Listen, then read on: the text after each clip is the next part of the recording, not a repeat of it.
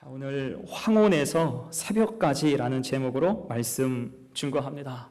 요즘에 카메라는 기능이 참 좋죠. 그 중에서 타임랩스라는 기능이 있어요. 타임랩스 들어보셨습니까? 카메라를 고정한 채 한정된 시간 동안 시간별로 사진을 찍어서 영상으로 연결해서 보여주면 이게 시간의 변화를 볼 수 있는 그러한 기능입니다. 이를테면 꽃이 피어나는 과정이나 해가 뜨고 지는 풍경, 구름의 움직임 같이 우리 눈으로 볼 때는 서서히 느껴지는 변화들을 타임랩스 영상으로 보면 매우 흥미롭고 역동적으로 느낄 수가 있습니다.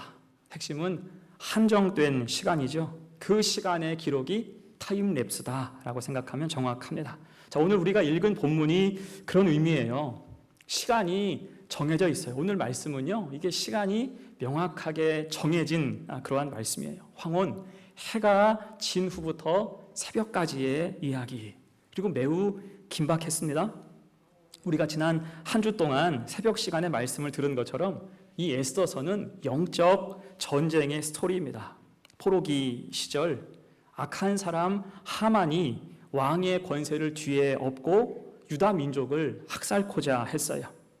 이에 대해서 유다 출신의 왕후인 에스더와 그의 사촌인 모르드게가 분투하는 거예요. 계속해서 힘이 없으니까 수세에 몰리다가 이제 반격의 기회를 얻게 됩니다. 당시 법에 따르면 아무도 왕이 부르기 전까지는 그 앞으로 나아갈 수가 없죠. 자기 마음대로 나아갔다가 자칫 죽을 수도 있었습니다. 그렇게 에스더도 아무리 왕후라고 하지만 왕 앞에 함부로 못 가요. 하지만 유다 민족의 어려운 상황을 전해 들은 후에는 목숨을 걸고 왕에게 나아가죠. 내가 죽으면 죽으리이다.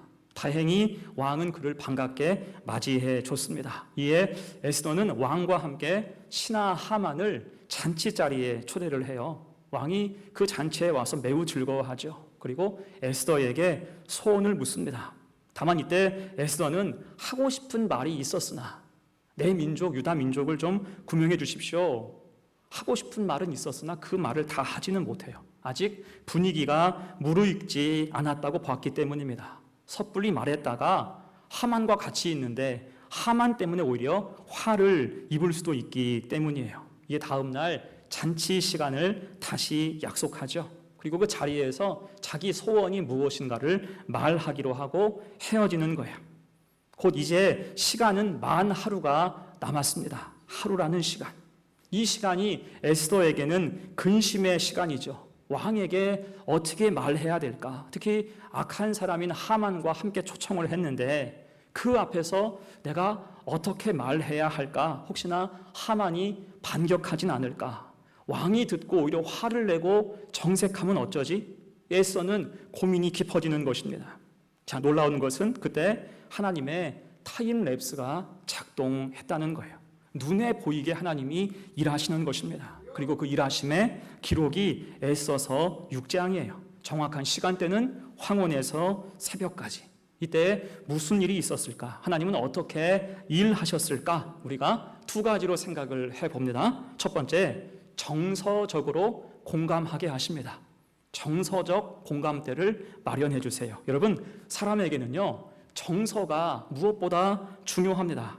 정서는 마음의 분위기이죠.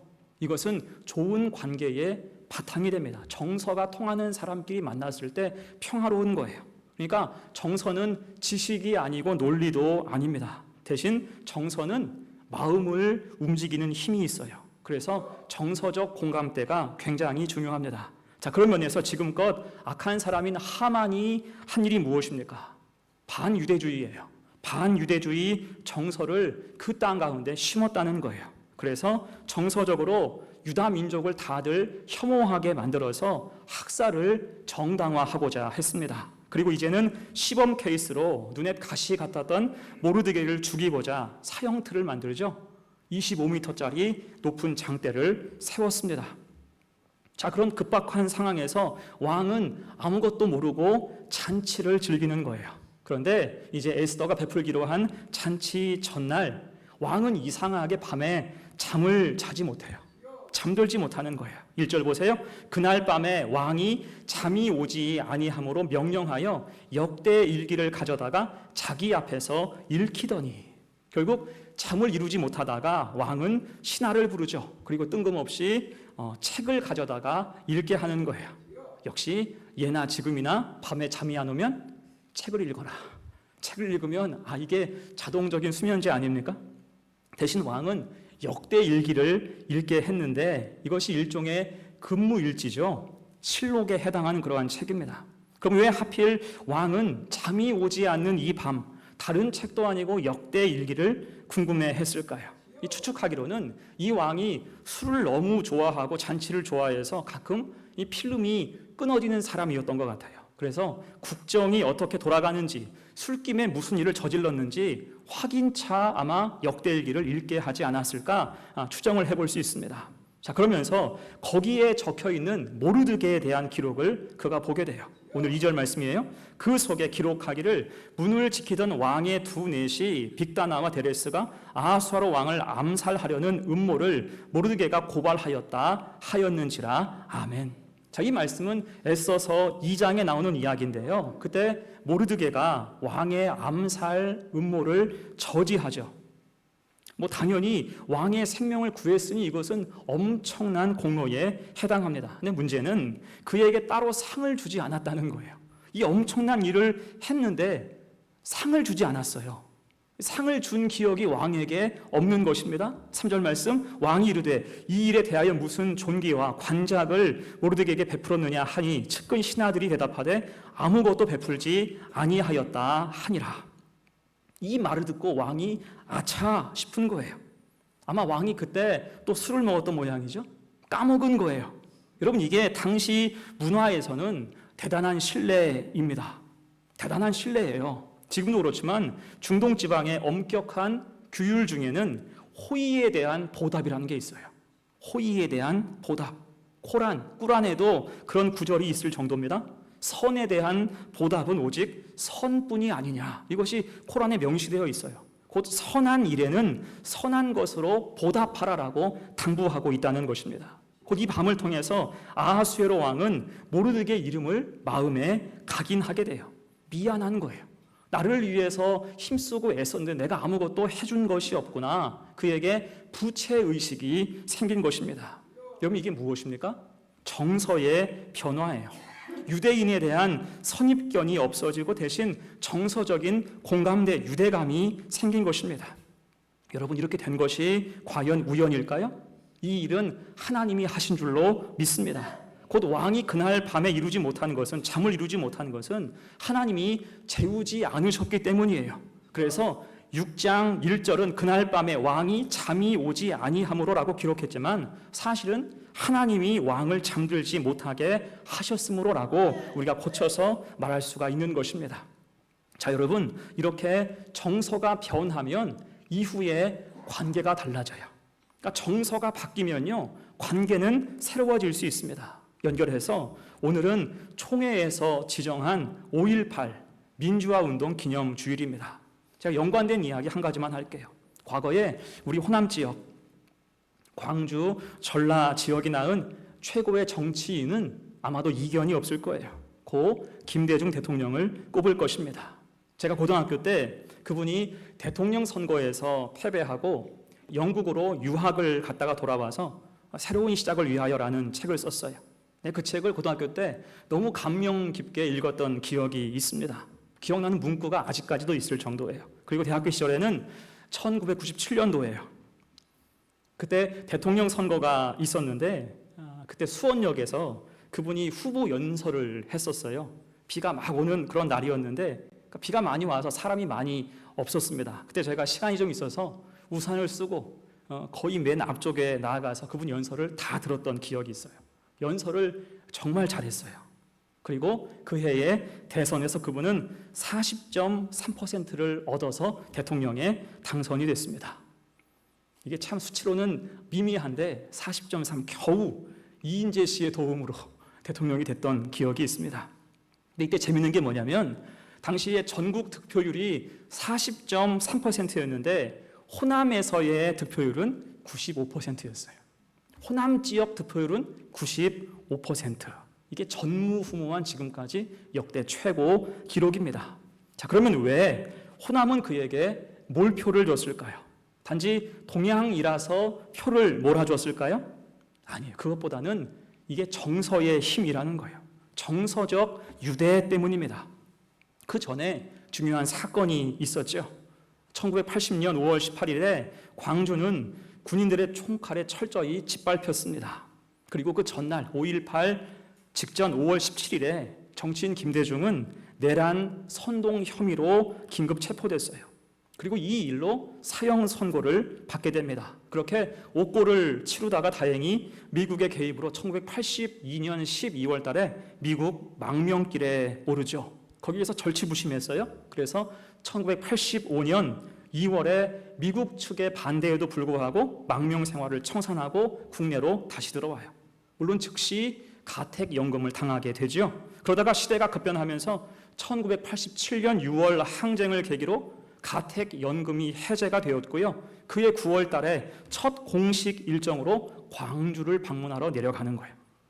그 모진 시절 우여곡절을 겪으면서 7년 만에 광주로 직접 내려간 것입니다. 그때 기록 영상이 남아있는데 그 영상을 보면 지금도 정말 눈물이 나요. 이게 정파를 떠나서 보고 있으면 눈물 날 정도예요. 기차를 타고 광주역에 내렸는데 그때 광주역에 150만 명이 모였어요. 150만 인파가 모였습니다. 다들 한설인 거예요. 그 총칼에 형제자매가 다 죽어나가니 거기에 대한 막 한설임으로 그곳이 가득 메워진 것입니다.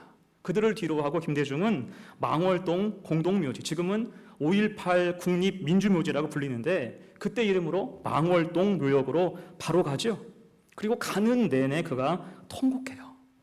가는 내내 통곡합니다. 이게 그냥 슬픈 표정 짓고 손수건으로 눈물 닦는 그런 게 아니고요. 정말 오열하면서 가요.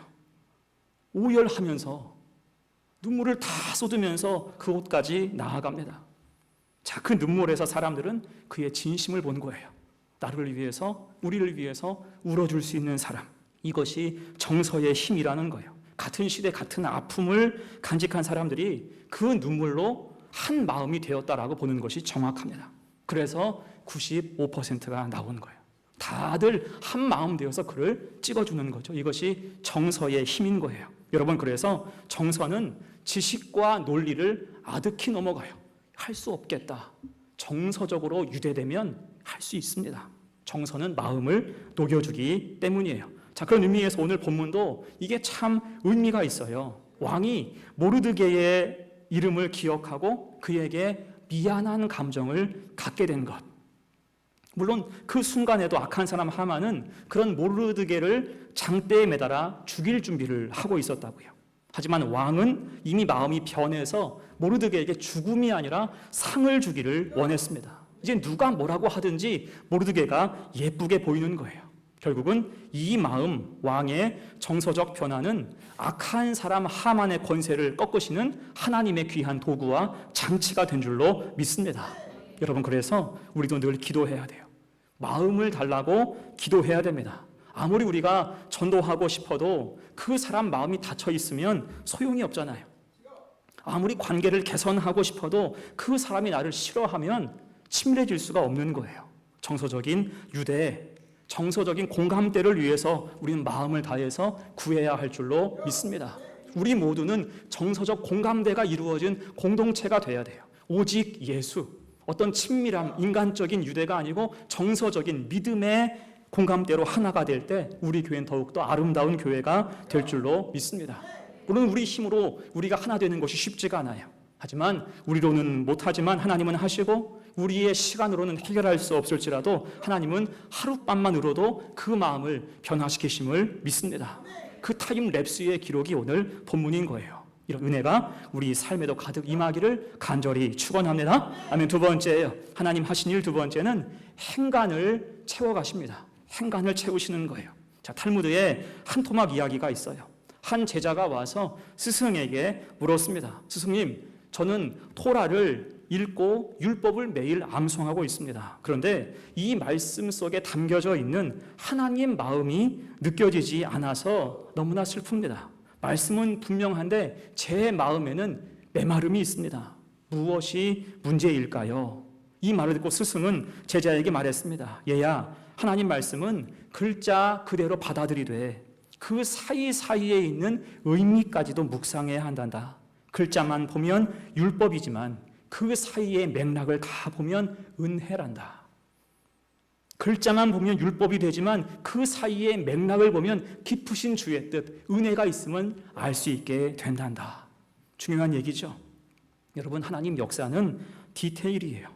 글자가 전부가 아니고 행간을 채우시는 은혜를 우리가 보아야 하는 줄로 믿습니다. 그래야 우리 믿음이 진실해지고 깊어지는 거예요. 특별히 우리가 읽고 있는 에스더서 말씀은 그 은혜가 더욱 분명합니다. 자, 요즘에 젊은 사람들에게 유명한 CCM 복음성가가 있어요. 이게 나온 지가 꽤 되었는데 제목이 혼자 걷지 않을 거예요 라는 곡이에요. 혼자 걷지 않을 거예요. 자, 가사를 보여드립니다.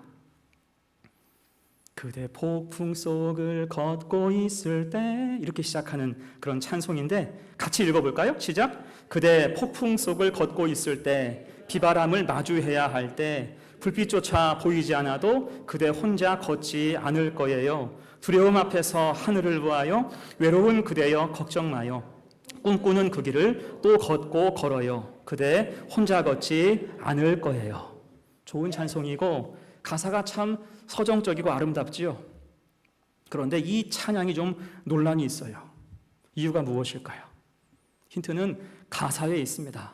가사에 하나님이란 단어가 없다는 거예요. 하나님이라는 단어가 없다. 그러니 이것을 찬양으로 봐야 할까?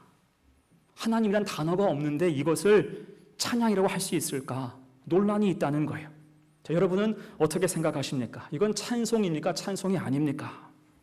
자, 비슷하게 아까 우리가 불렀던 찬송가 582장도 그렇습니다. 이 찬송도 예전부터 논란이 있었어요. 가사 보여주세요. 어둠 밤 마음에 잠겨 역사의 어둠 짙었을 때에 계명성 동쪽에 밝아 이 나라 여명이 왔다. 고요한 아침의 나라 빛 속에 새롭다. 이 빛 삶 속에 얽혀 역사의 생명탑 놓아간다. 이 찬양이요, 우리에겐 익숙하지만 굉장히 우여곡절이 있습니다. 이 곡 역시 가사 중에 하나님이라는 단어가 없다고 해서 어떤 교단은 거의 금지곡 수준으로 부르지 않았습니다. 또 어떤 사람들은 가사의 뜻을 이상하게 해석해서 왜곡하기도 했어요. 자, 그러면 지금 제가 소개한 이 찬송들에는 왜 하나님이라는 단어가 없을까요? 이건 우리가 추측하는 것보다 원곡자의 의도를 파악하는 게 먼저겠죠. 나름대로는 안 넣은 이유가 있다는 거예요. 아까 보았던 혼자 걷지 않을 거예요 라는 곡은요, 이게 젊은이를 대상으로 분명한 선교의 목적으로 만든 그런 곡입니다. 어려운 시기를 보내는 청년들, 요즘에 우리 청년들 얼마나 힘들어요. 여러 가지로 힘들고 어려운 그 청년들, 그들이 이 찬송을 접하면서 힘과 위로를 얻고 거부감 없이 복음의 문턱을 넘게 하고자 이 찬송을 직접 만든 것입니다. 그대 혼자 걷지 않을 거예요. 그 뒤에 무슨 뜻이 있어요? 하나님이 함께 하실 거예요. 그런 뜻이 있는 거예요. 그래서 실제로 이 찬송으로 위로받고 신앙의 길을 가게 된 여러 사례가 있습니다. 자, 또한 어둠 밤 마음에 잠겨라는 곡은요, 우리나라 군부 독재에 암울했던 시절 그 어둠에 눌리지 말고 믿음과 신앙의 양심으로 시대를 밝히고자 하는 다짐이 있는 찬송입니다. 그래서 교회에서, 광장에서 함께 부르고자 하여서 하나님이라는 그 호칭을 빼놓고 이 찬송을 지은 것입니다. 그래서 지금도 나라가 위기에 처할 때마다 이 찬송은 널리 울려 퍼지고 있습니다. 자, 그래서 제가 묻고 싶어요. 여러분, 하나님이라는 단어가 찬송의 절대 조건입니까? 하나님이란 단어가 찬송의 절대 조건이에요? 있는 게 당연하고 좋아요. 찬송에는 하나님이란 호칭이 있는 게 당연하고 좋아요. 하지만 없다고 해서 찬송이 아니라고 할 수 있습니까? 행간을 볼 수 있어야 돼요. 행간을 볼 수 있어야 됩니다. 흔히 시나 노래를 표현할 때 심상이라는 말을 쓰잖아요. 심상. 심상은 말 그대로 마음속에 떠오르는 이미지예요.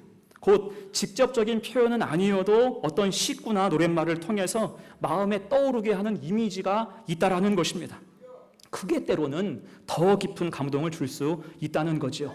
자, 그런 의미에서 우리가 보고 있는 에스더서 특징이 무엇입니까? 여러분, 에스더서에도 하나님이라는 단어가 안 나와요. 한 번도 하나님이란 단어가 안 나옵니다. 그래서 에스더서는 믿지 않는 사람이 읽어도 매우 재밌어요.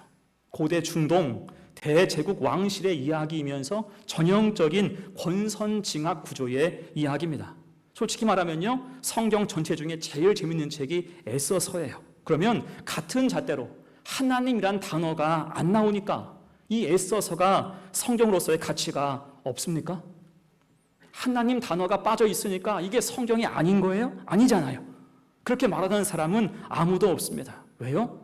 하나님의 은혜가 이 책 속에 가득하기 때문이에요. 비록 하나님이라는 호칭은 없지만 행간을 채우시는 은혜, 심상으로 보여주시는 하나님 역사가 이 에스더서만큼 뚜렷한 책이 또 없기 때문입니다. 자, 그럴 때 에스더의 고민, 아까 제가 이야기했죠? 에스더의 고민. 이 밤에 내가 어떻게 이 시간을 보내고 다음날 왕에게 무슨 질문을 할까?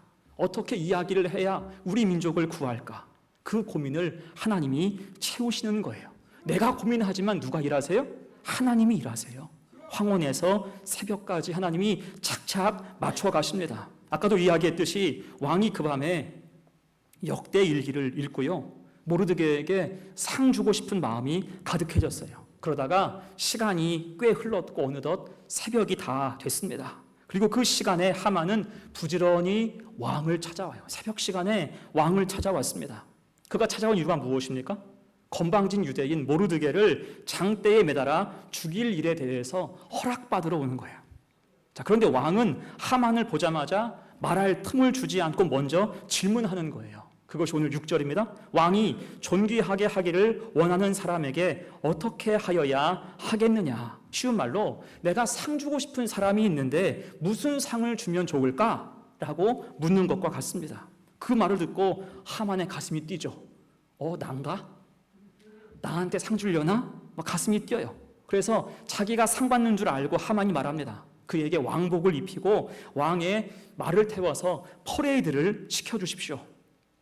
평소 그렇게 하고 싶었다는 거예요. 이에 왕은 흡족하게 여기면서 이어서 말해요. 10절입니다. 너는 네 말대로 속히 왕복과 말을 가져다가 대궐문에 앉은 유다 사람 모르드게에게 행하되 물은 내가 말한 것에서 조금도 빠짐이 없이 하라. 아멘. 자, 무슨 뜻이에요?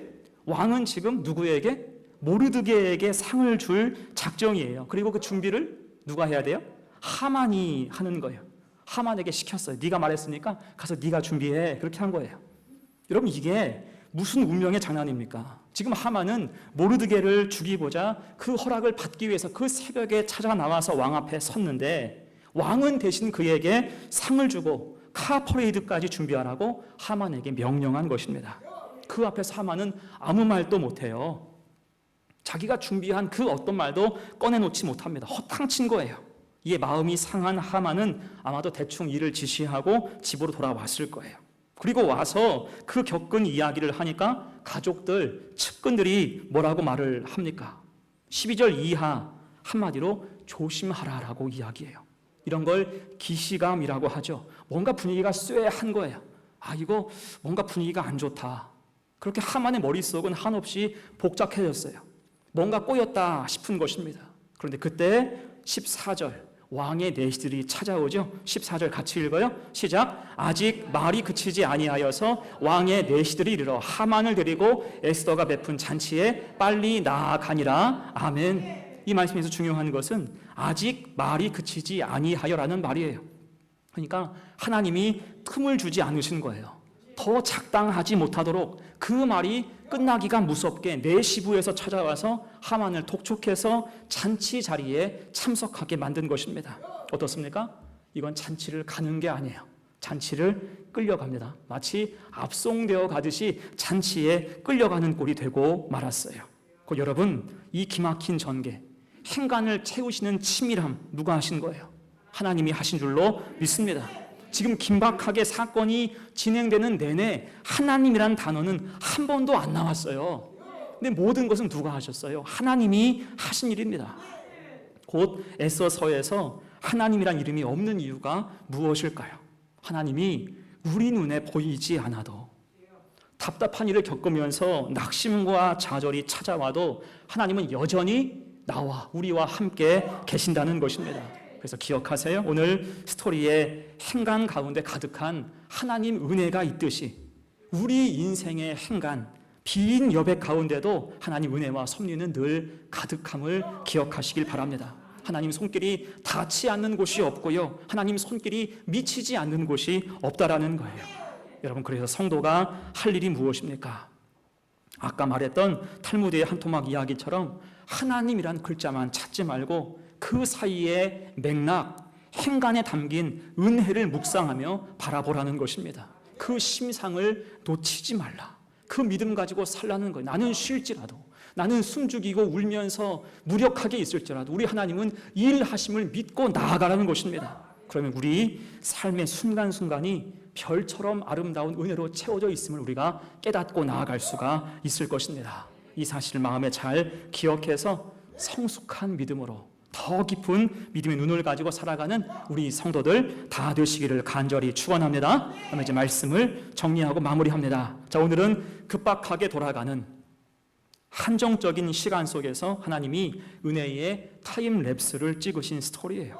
정서적인 변화를 주셨고요, 행간을 통해서 역사하실 때 상황은 급변하게 됐습니다. 어둠은 이내에 사라지고 마는 거죠. 그리고 드디어 에스더 7장에서는 하만의 모든 죄가 폭로되고 그가 단죄받게 됩니다. 7장 궁금하죠? 읽어보세요. 읽어보시면 아시지만 되게 싱겁게 끝이 나요. 이유가 뭘까요?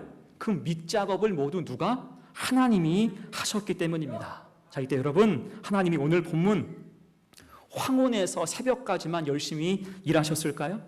이때만 하셨겠습니까? 아니죠. 하나님은 늘 우리와 함께 하십니다. 보이지 않아도, 우리가 인식하지 못하는 순간에도 하나님은 일하시는 거예요. 우리를 지키시고 돌보시는 하나님의 열심이 있습니다. 그걸 믿고 사는 것이, 보이지 않고 믿는 것이 성도의 믿음이며 본분인 줄로 믿습니다. 그 믿음을 가지고 이 한 주간도 은혜 가운데 나는 혼자가 아닌 거예요. 주님이 늘 함께 하십니다. 내 사이, 내 인생 빈 여백 공간, 나의 외로움, 나의 슬픔 모든 걸 주께서 채우시고 은혜로 인도하심을 믿습니다. 그렇게 힘내어 살아가는 우리 성도들 다 되시기를 간절히 축원합니다. 아멘. 우리 함께